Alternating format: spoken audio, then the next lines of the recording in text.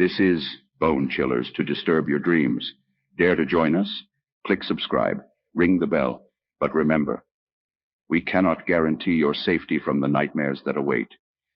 Prepare to be thrilled, chilled, and filled with a sense of dread you'll find nowhere else.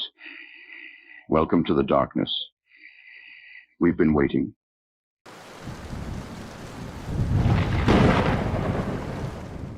They took my babies from me. I was never a believer in the supernatural or extraterrestrial, even after that night when I woke up in a strange place, lights flashing over me, an experience so vivid, yet so impossible to explain. I had chalked it up to a night terror, a vivid nightmare brought on by stress. But then the whispers started. It was always the same, gentle whispers in a language I couldn't understand, barely audible but always there, in the back of my mind. I saw doctors, therapists, even tried meditation. Nothing helped. When I found out I was pregnant, I had never been more elated in my life. I had always wanted to be a mother. But the realization that I was carrying twins came as a shock. What followed was even more terrifying. The whispers grew louder, more persistent, as if trying to communicate something urgently. My partner, Sam, was worried. He would often find me staring into space, lost in the gentle hum of the voices. He attended every doctor's appointment with me, holding my hand as we eagerly awaited to catch a glimpse of our babies. But each time we tried to have an ultrasound, the image was obscured by a strange interference. There were static-like lines, unusual patterns, and the hum of the machine was replaced by a cacophony of soft whispers. The doctors were baffled. One technician even muttered, "I've never seen anything like this." It was then that I remembered my night terror from months ago. The cold metal beneath me, the strange lights, the sensation of being observed. Could it have been real? The day the twins were born, the whispers reached a deafening crescendo and then fell silent. The room was filled with a hushed expectancy. They didn't cry like most newborns do. Instead, they gazed up at me, their skin a pale grey, their large, sunken eyes absorbing every detail of my face. It was unsettling, yet the maternal instinct in me took over, and I held them close. "They're so quiet," Sam remarked, a touch of concern in his voice. That night, in the dim light of the hospital room, I tried to nurse them. They refused. Instead, they simply smiled at me, their tiny lips curling up in unison, their eyes piercing the very core of my soul. Sam had fallen asleep, exhausted from the day's events. I watched over my babies, trying to understand the overwhelming emotions coursing through me. The whispers had started again, but now they seemed to be coming from the twins, their tiny mouths moving in a language I still couldn't understand. Suddenly, the room was enveloped in a blinding light.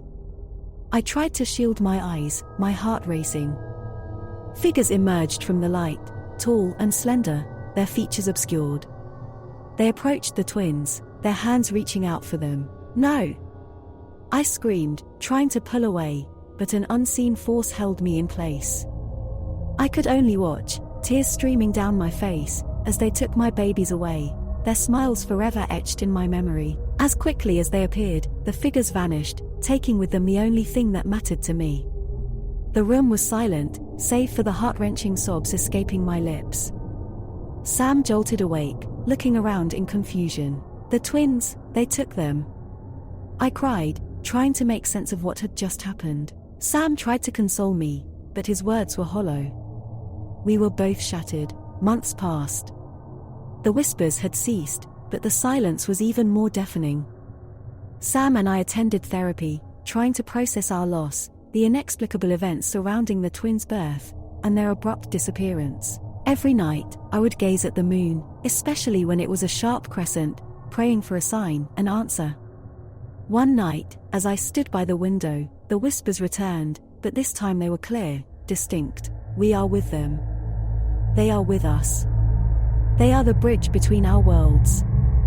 Fear not, for they are loved and cherished." And just like that, the voices vanished. I was left with a strange sense of peace. My babies were out there, somewhere, a bridge between two worlds, loved and cherished. It was little consolation, but it was all I had. And so, every night, I whispered my own message into the cosmos, hoping it would reach them. I love you, always and forever.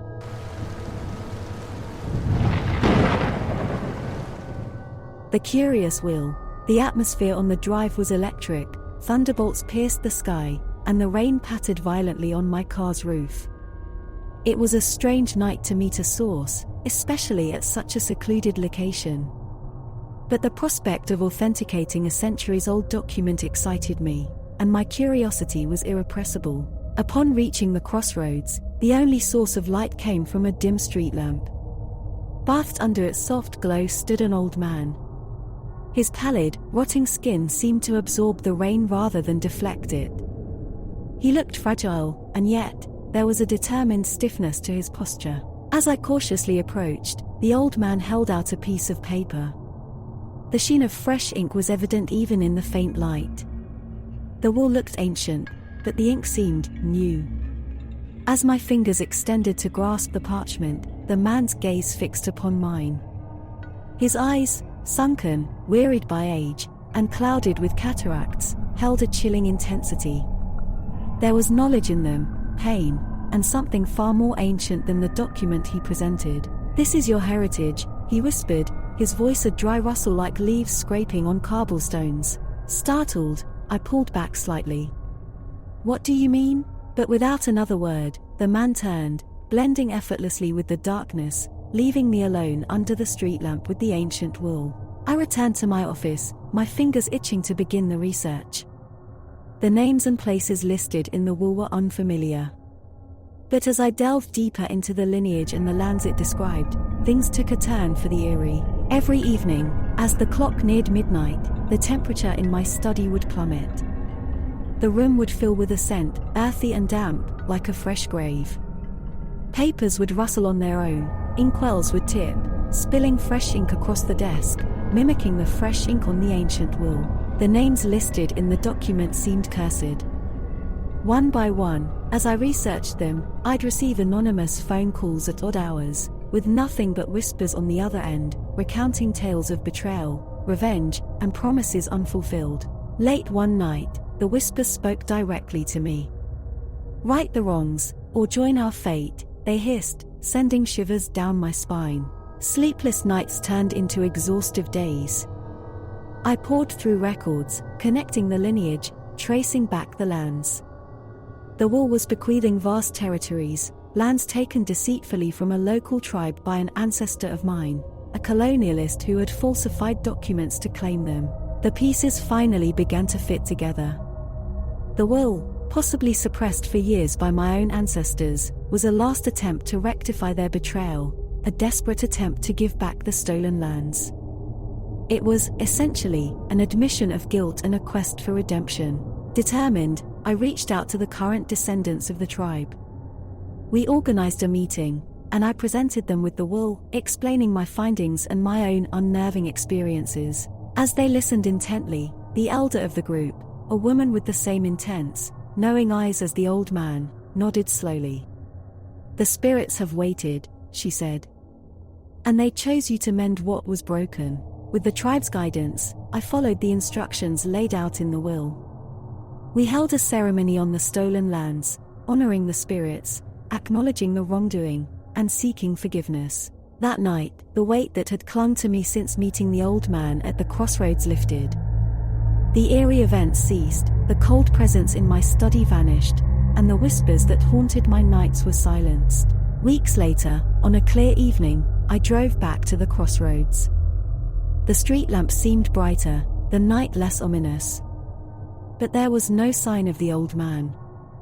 Instead, a soft wind carried whispered gratitude from voices long silenced, echoing the sentiment that redemption, no matter how delayed, could heal wounds across time. From that day, the document, now named the Curious Wool, found its place in historical records, not just as a testament to land and lineage, but as an enduring tale of justice, heritage, and a past that would not be ignored.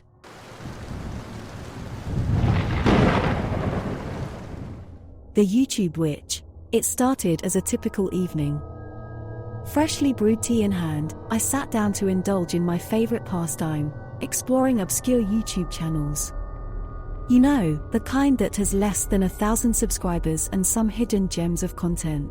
While traversing the deep maze of the platform, I stumbled upon a channel named the YouTube Witch. It had an array of videos showcasing dark rituals, chants, and spells.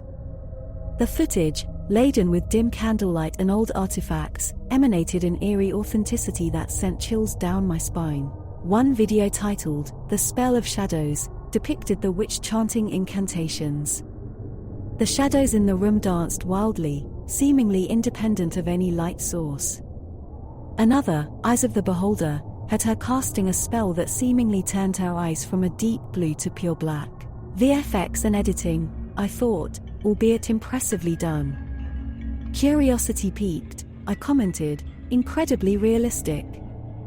How did you achieve that effect? And hit the like button, appreciating the effort put into the content. Days went by, and I almost forgot about the channel until a notification pinged my phone. The YouTube Witch is broadcasting live. I tuned in, greeted by her familiar eerie setting. There she was, donning a dark cloak, her face partially obscured. Without preamble, she began chanting in a language I couldn't recognize. As the rhythm of her voice intensified, an inexplicable coldness crept into my room. It felt as if the very atmosphere around me was getting dense. Suddenly, the screen went black. When the video feed returned, I no longer saw the witch. Instead, my own reflection stared back at me. Except, it was horribly wrong.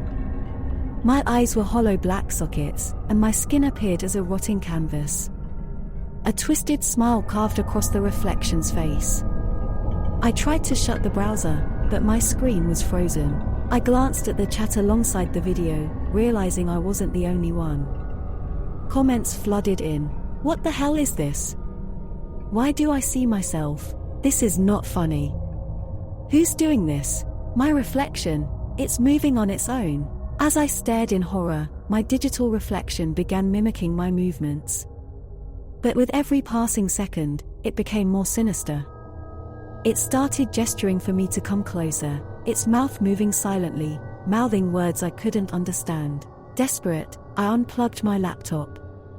The screen went dead, and relief washed over me. But the momentary relief turned into sheer horror when I caught my reflection in the black screen. It was still there, the grotesque version of me, smiling malevolently. Panic took over. I grabbed my phone to call a friend, only to find the same grotesque reflection in its screen. Suddenly, the reflection lunged out from the screen. I dropped the phone, narrowly avoiding its grasp. Scouring the internet via my old desktop, which thankfully showed no altered reflection, I found a forum of others experiencing the same phenomenon. The commonality? We had all either commented or liked that damnable video. We collectively pieced together that this YouTube witch was not just another content creator. She had seemingly tapped into some dark force, a spell that bridged the digital realm with our reality. Our digital selves, once twisted by her spell, sought to replace us in the real world. A user named Arcane Hunter proposed a plan. He had tracked down a location link to the IP address of the YouTube witch's uploads. It was a risk, but those affected decided to meet and confront this witch. We congregated at an old, dilapidated house situated deep within the woods. The aura of the place mirrored the videos of the witch. As we cautiously made our way in, we heard the familiar chants echoing through the house. In the basement, amidst a sea of lit candles, stood the YouTube witch, engrossed in another spell. Without hesitation, Arcane Hunter began countering her chant with an incantation of his own. A duel of words and wills ensued, the room thickening with tension. With one final, resonant chant from Arcane Hunter, the witch shrieked. Her form disintegrated into shadows, sucked into the very devices she used to broadcast her spells. As she vanished, we all felt an immediate lightness, a lifting of the oppressive dread. Checking our devices, our reflections were back to normal, the digital doppelgangers nowhere to be seen. The aftermath was a blur. The affected users and I decided to keep our ordeal secret, fearing the ridicule and disbelief of the masses. The house was burned down, ensuring no remnants of the witch's malevolence remained. Though life has since returned to normal, I've become wary of the digital world. My once beloved pastime now carries a tinge of fear. But the most haunting part? Every now and then, when I least expect it, I swear I can hear the faint echo of the witch's chant, a chilling reminder of the thin boundary between the digital realm and our reality.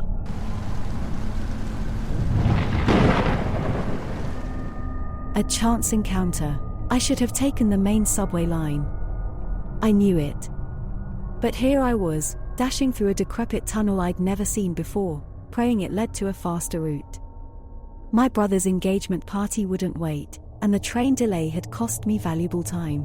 With only the dim glow of my flashlight illuminating the way, I stumbled against a stranger who was just as surprised to see me. He was tall and lean, with salt and pepper hair and an old-fashioned look about him. His eyes flickered with both curiosity and anxiety. "Sorry," I gasped. "Didn't see you there." "It's all right," he replied. "Not many people take this route. I'm here doing research." "Research?" "In the subway," he chuckled. "I'm a historian. Specialize in urban myths, particularly those surrounding old subway systems." "Well," I said, catching my breath. "I never knew this tunnel existed until tonight." "What kind of myths are we talking about?" His expression darkened. "You've heard of the werewolf legends?" I frowned. "Werewolves?" In a subway, he began recounting tales of mysterious disappearances during full moon nights, echoing howls from the tunnels, and silhouettes that didn't match their owners. The stories were ludicrous but fascinating. However, as he spoke, I noticed his agitation growing. His voice quivered, and sweat beads formed on his forehead. "You seem unnerved," I remarked, trying to make light of the situation.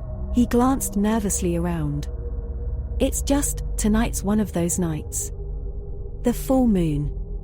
I've been underground too long." I squinted at him.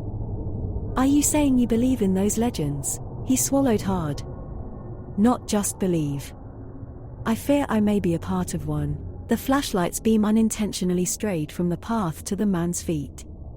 Behind him, his shadow was grotesquely distorted, seeming to twitch and morph into something unnatural. My heart rate picked up, and a shiver ran down my spine. As we approached a fork in the tunnel, he stopped abruptly, looking torn. "One path leads out quickly. The other, it goes deeper. Farther away from people." I couldn't hide my alarm. "What are you saying?" He locked eyes with mine, desperation evident. "The legends aren't just tales. They are warnings. I learned about my family's curse too late. The moon affects me, changes me." The realization struck me like a lightning bolt. "You're saying you're a werewolf," he finished, voice breaking. "I've managed it for years, always ensuring I'm away from people during the transformation. But tonight, I got caught up in my research. I've never transformed down here before." I weighed my options. I could help him get deeper into the tunnels, ensuring no one else would encounter him tonight. Or, I could make a run for it, save myself, and leave him to deal with his curse alone. "Why are you telling me this?" I asked, voice shaking. "Because I don't want to hurt anyone," he confessed. "And you're here. If you leave me now, and I transform near the main lines," the implication was clear. He could potentially harm or even kill any innocent bystanders he encountered. I made a decision. "Okay, we'll get you deeper into the tunnels. Far from others. But you'll need to guide me out afterward." He nodded, gratefulness shining in his eyes. "Thank you." Together, we ventured deeper into the belly of the subway. The deeper we went, the more he began to groan and stagger. The weight of the impending transformation was physically manifesting. Finally, in a remote chamber where the sound of the outside world was but a faint murmur, he turned to me. "This is far enough."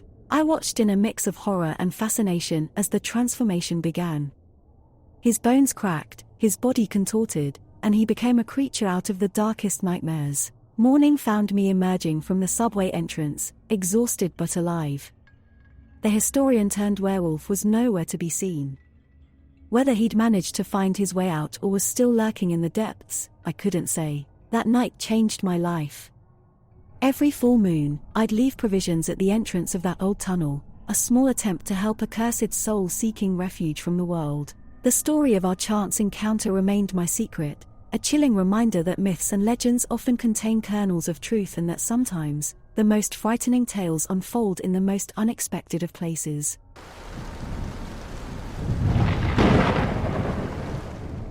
Ghost in the street, alleyway echoes. The muffled hum of the city burst in my ears as I called out, "Mittens! Mittens! Where are you?"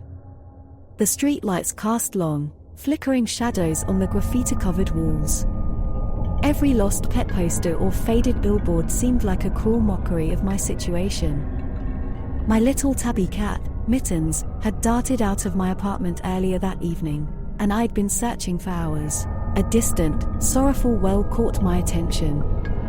I turned towards the narrow alleyway from where it seemed to originate. I hoped it might be Mittens, albeit the cry was more human, and for some reason, eerily familiar. With a shiver, I ventured into the alley, the city's noises fading behind me. There, bathed in the dim glow of a broken street lamp, stood a young woman, dressed in a 1920s flapper dress, her silhouette ghostly against the cobbled ground. She looked ethereal, yet lost, her eyes vacant. I approached her, my steps echoing through the alley, but as I neared, she seemed to move further away, her form fading like a distant memory. "Hey, are you all right?" I shouted, but she remained silent, turning a corner and disappearing from sight. I quickened my pace, hoping to catch up, but instead stumbled upon old, yellowed newspaper clippings scattered across the floor. Picking one up, I read, "Tragic death in Central Alley, young woman found murdered." The date was from the 1920s. The woman in the photograph bore a striking resemblance to the apparition I'd just seen.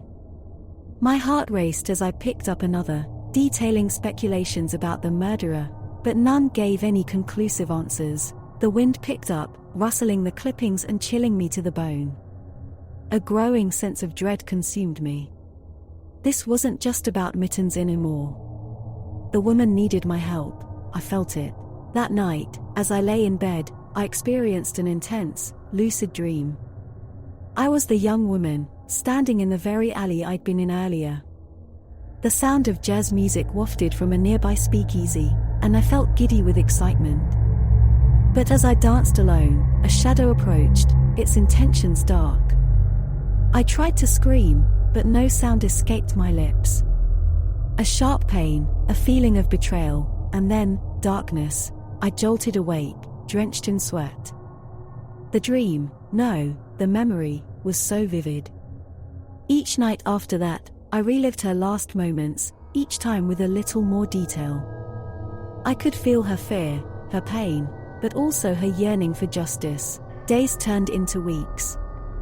Consumed by the need to solve her murder, I started researching, digging through the archives of the city's library. Names and faces began to emerge, potential suspects, past scandals, and bitter rivalries from that era. Each night, I returned to the alley, hoping to communicate with her. She would appear, silently leading me, always just out of reach. It became a ritual. I'd chase her echo, pick up another newspaper clipping, then immerse myself in research the next day. One evening, an old woman approached me at the library. "You're searching for her, aren't you?" she whispered. I nodded, taken aback. My grandmother told me about her. She was a dear friend, and her murder broke the community. There were whispers, but no one came forward. Fear gripped everyone. She handed me a diary, its pages brittle with age. "This belonged to my grandmother. Maybe it'll help you." Reading the diary, I discovered a name: Edgar Mitchell, a wealthy businessman with ties to the mob. A rejected suitor of the young woman. Pieces of the puzzle began to fit. In the margins of one page, a hastily scribbled note read, "She must never find out about Edgar. It'll destroy her." Empowered with this knowledge, I returned to the alley, calling out to the apparition. I know who did this to you. It was Edgar Mitchell. This time, she approached me. Tears streamed down her face, yet she remained silent. As she drew near, she handed me a final newspaper clipping. It read, "Prominent businessman Edgar Mitchell found dead, suspected mob ties." Beneath the headline was the date, exactly 1 month after her murder. I stared at her, realization dawning. The community might not have brought him to justice through the law, but in the dangerous game of mob politics, someone had avenged her. The apparition nodded, her face softening with relief. The chains of the past that held her were broken. She mouthed a silent thank you and disappeared, leaving me alone in the cold, silent alley. A soft meow broke the silence. Turning around, I found Mittens, safe and sound, rubbing against my leg.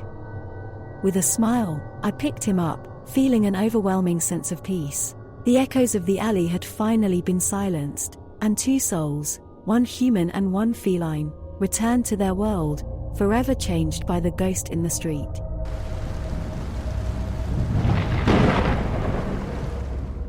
Thank you for watching, and remember, the darkness awaits. Until our paths cross again, stay fearful and stay subscribed.